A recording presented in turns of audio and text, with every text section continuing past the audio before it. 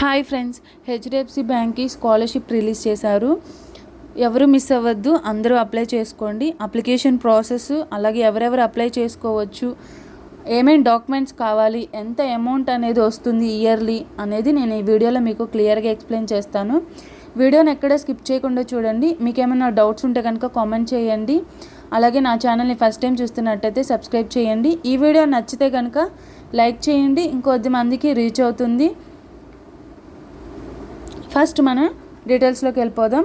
First గూగుల్లో HDFC బ్యాంక్కి scholarship 2024 అని టైప్ చేయండి. చూడండి ఒకసారి, హెచ్డిఎఫ్సి బ్యాంక్కి స్కాలర్షిప్ 2024 అని టైప్ చేసిన వెంటనే మీకు ఇలాగా కింద రెండు ఆప్షన్స్ కనిపిస్తున్నాయి కదా. ఫస్ట్ ఆప్షన్ని క్లిక్ చేయండి. హెచ్డిఎఫ్సి బ్యాంక్కి Parivartan's ECSS programme 2024 to 2025 click చేసిన వెంటనే మీకు ఇలాగా బ్యాంక్ పేజీ అనేది ఓపెన్ అవుతుంది. హెచ్డిఎఫ్సి బ్యాంక్ పేజీ ఓపెన్ అవుతుంది. రైట్ సైడ్లో అప్లై నవ్వు ఉంది కదా, దాని మీద క్లిక్ చేయకుండా కొద్దిగా కిందకి స్క్రోల్ చేయండి. స్క్రోల్ చేసిన వెంటనే స్కాలర్షిప్స్ అని 3 బాక్సులు కనిపిస్తున్నాయి చూడండి.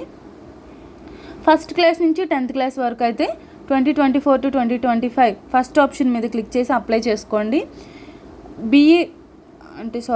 డిగ్రీ, ఇంటర్ వీళ్ళైతే మాత్రం అండర్ గ్రాడ్యుయేట్ కోర్సెస్ అని సెలెక్ట్ చేసి అక్కడ అప్లై చేయండి. ఎంహెచ్డి, ఎంఫార్మసీ వాళ్ళైతే థర్డ్ ఆప్షన్ మీద సెలెక్ట్ చేసి అప్లై చేయండి. నేనైతే సెకండ్ ఆప్షన్, అందరూ నన్ను కామెంట్లో అడిగారు మొన్న ఎల్ఐసి స్కాలర్షిప్ పెడితే డిగ్రీ వాళ్ళకి ఏమన్నా ఉంటే చెప్పండి అని, అందుకని చెప్పేసి నేను డిగ్రీ వాళ్ళది ప్రాసెస్ చూపిస్తున్నాను. స్కూల్ది కానీ గ్రాడ్యుయేషన్ వాళ్ళది కానీ ఏమైనా డౌట్స్ ఉంటే కామెంట్ చేయండి, నేను రిప్లై ఇస్తాను. ఓకేనా. ఫస్ట్ మనం అండర్ గ్రాడ్యుయేట్ కోర్సెస్లోకి ఇండియన్ సిటిజన్ అయి ఉండాలి. ఫ్యామిలీ ఇన్కమ్ అనేది 2.5 lakhs కంటే తక్కువ ఉండాలి. అలాగే మనం చదువుతున్న గ్రూప్ వచ్చి బీకామ్, బీఎస్సీ, బీఏ, బీసీఏ ఇక్కడ కనిపిస్తున్నాయి చూడండి బ్రాకెట్లో.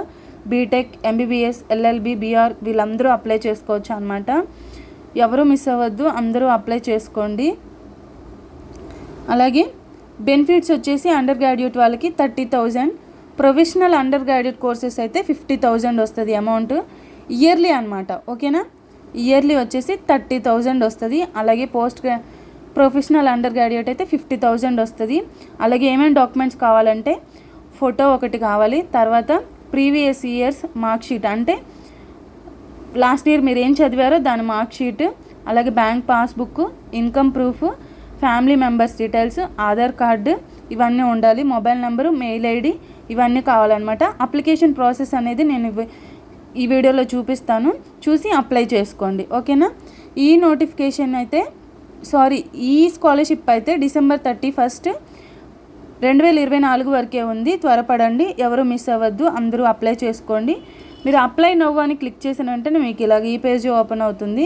అప్లై నవ్వు మీద క్లిక్ చేయకుండా రిజిస్టర్ మీద క్లిక్ చేయండి. ఫస్ట్ మన సైట్లో రిజిస్టర్ అవ్వాలి. రిజిస్టర్ అయ్యాక అప్లై నవ్ మీద క్లిక్ చేయాలి. ఓకేనా. ఫస్ట్ రిజిస్టర్ అంటే క్రియేట్ అకౌంట్ అడుగుతుంది చూడండి.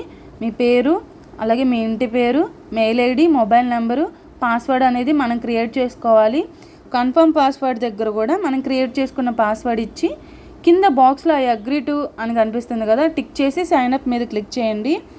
క్లిక్ చేసిన వెంటనే ఇక్కడ మీకు డీటెయిల్స్ అడుగుతుంది. ఫీమేల్, మేల్ ఫస్ట్ ఆప్షన్, తర్వాత ఏ స్టేట్, తర్వాత ఏం చదివారు లాస్ట్ ఇయర్, మీకు ఏమేమి లాంగ్వేజెస్ వచ్చు, అలాగే are you a person with disability, అంగవైకల్యం ఉంటే ఎస్ టైప్ చేయండి, లేకపోతే నో మీద సెలెక్ట్ చేసి అప్డేట్ మీద క్లిక్ చేసిన వెంటనే మీకు ఇలాగా పేజీ ఓపెన్ అవుతుంది. హెచ్డిఎఫ్సి బ్యాంక్కి ECSS programme for undergraduate students అని మీరు సెలెక్ట్ చేసింది ఇదేనా కాదా అనేది ఒకసారి చెక్ చేసుకోండి.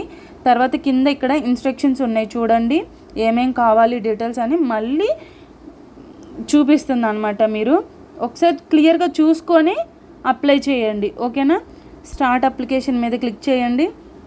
హైయర్ ఎడ్యుకేషన్ ఉంది కదా, అది డిఫాల్ట్ ఆప్షన్ అనమాట. స్టార్ట్ అప్లికేషన్ మీద క్లిక్ చేయండి.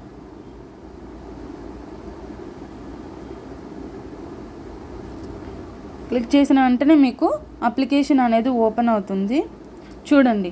ఇలాగా అప్లికేషన్ ఓపెన్ అయ్యి వెరిఫై ఆధార్ కార్డ్ అని డైరెక్ట్గా అదే డిఫాల్ట్గా ఆప్షన్ అడుగుతుంది. వెరిఫై ఆధార్ కార్డు మీద క్లిక్ చేస్తే ఆధార్కి లింక్ అయిన మొబైల్ నెంబర్కి ఓటీపీ వస్తుంది. ఓటీపీ ఎంటర్ చేసిన వెంటనే డిజీ లాకర్ అడుగుతుంది.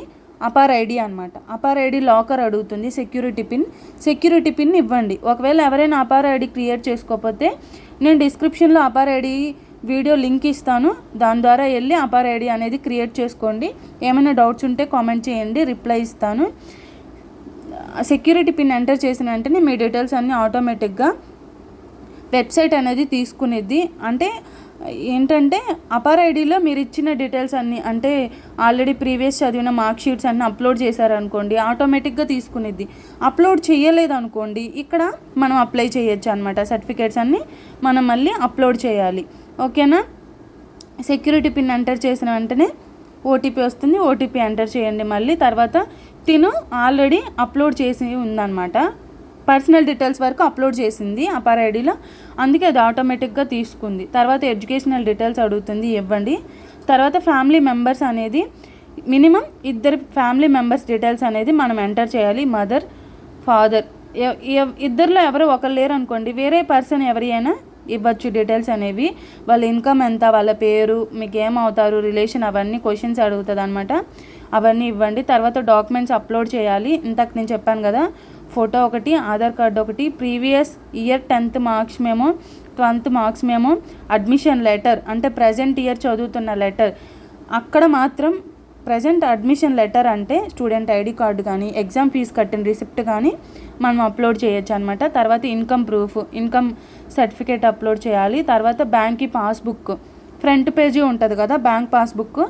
కొంతమంది అడుగుతున్నారు పాస్బుక్ అనేది పర్సనల్ అకౌంట్ లేదంటే జాయింట్ అకౌంట్ అప్లోడ్ చేయండి, పర్వాలేదు, ఇబ్బంది ఏమి ఉండదు. తర్వాత రిఫరెన్సెస్ అడుగుతుంది. రిఫరెన్సెస్ అంటే మీ ఫ్యాకల్టీ మెంబర్స్ని 2 మెంబర్స్కి ఇవ్వాలన్నమాట. అంటే మీ టీచర్స్ డీటెయిల్స్ ఇవ్వాలి, ఇద్దరివి. ఓకేనా. తర్వాత బ్యాంక్ డీటెయిల్స్ అడుగుతుంది. ప్రతి డీటెయిల్స్ ఇచ్చిన వెంటనే సేవ్ కంటిన్యూ మీద క్లిక్ చేయండి, అప్పుడు అవి ఆటోమేటిక్గా సేవ్ అవుతాయి వెబ్సైట్లో. ఓకేనా. బ్యాంక్ అకౌంట్ హోల్డర్ నేమ్ అంటే జాయింట్ అకౌంట్ అయితే ఆ జాయింట్ అకౌంట్లో ఉన్న నేమ్ మొత్తం ఎంటర్ చేయండి, తీసుకునేది. ఓకేనా. తర్వాత మోర్ అబౌట్ యువర్ సెల్ఫ్ అని ఉంది. కొన్ని క్వశ్చన్స్ అడుగుతుంది అనమాట వెబ్సైట్, బ్యాంక్ తరపున స్కాలర్షిప్ అనేది. ఆ క్వశ్చన్ అన్నిటికీ ఆన్సర్స్ ఇవ్వండి. ప్రతి క్వశ్చన్కి ఆన్సర్ చేసి సేవ్ కంటిన్యూ మీద క్లిక్ చేయండి. క్లిక్ చేసిన వెంటనే మీకు ఇలాగా ఈ పేజీ ఓపెన్ అవుతుంది. చూడండి ఒకసారి, ఇలా ఈ పేజీ ఓపెన్ అవుతుంది. చూడండి రైట్ సైడ్ మీకు అన్నీ కంప్లీటెడ్ అని కనిపిస్తుంది కదా. ప్రతి డీటెయిల్స్ దగ్గర ఇట్లా టిక్ మార్క్ రావాలన్నమాట, కంప్లీటెడ్ అని వస్తేనే ఫుల్ అయినట్టు. ఏమైనా కంప్లీటెడ్ అని రాకపోతే మళ్ళీ అవి ఆ డీటెయిల్స్లోకి వెళ్ళి కంప్లీట్ చేయండి. ఓకేనా. కంప్లీట్ చేసి కిందకు వచ్చేసి వీటన్నిటిలో టిక్ చేసి ప్రివ్యూ ఇవ్వండి. ప్రివ్యూ ఇవ్వగానే మీ డీటెయిల్స్ అన్నీ కనిపిస్తాయి. ఒకసారి అన్నీ చెక్ చేసుకొని సబ్మిట్ మీద క్లిక్ చేయండి. ఏమన్నా తప్పు ఉంటే ఎడిట్ చేసుకొని సబ్మిట్ చేయండి. సబ్మిట్ చేశాక thank you, your application is submitted successfully అని కనిపిస్తుంది కదా. ఎవరికైనా షేర్ చేయాలనుకుంటే ఎస్ మీద క్లిక్ చేసి షేర్ చేయండి. ఎవరికి షేర్ చేయాలి అనే అవసరం లేదనుకుంటే నో మీద క్లిక్ చేస్తే మీ అప్లికేషన్ స్టేటస్ అనేది వస్తుంది. చూడండి ఒకసారి ఇలా అప్లికేషన్ స్టేటస్. దీనికి ఇంకా లెఫ్ట్ సైడ్లో మన ఫోటో కూడా కనిపిస్తుంది, అలాగే మన స్కాన్ కోడ్ కూడా కనిపిస్తుంది. నేను అవి కట్ చేశాను అనమాట. ఇలా మీకు అప్లికేషన్ నెంబర్తో సహా కనిపిస్తుంది. ఓకేనా ఫ్రెండ్స్, ఇది సక్సెస్ఫుల్ రిజిస్టర్ అయిన అనమాట. Subscribe, comment, like, share, comment. Thank you.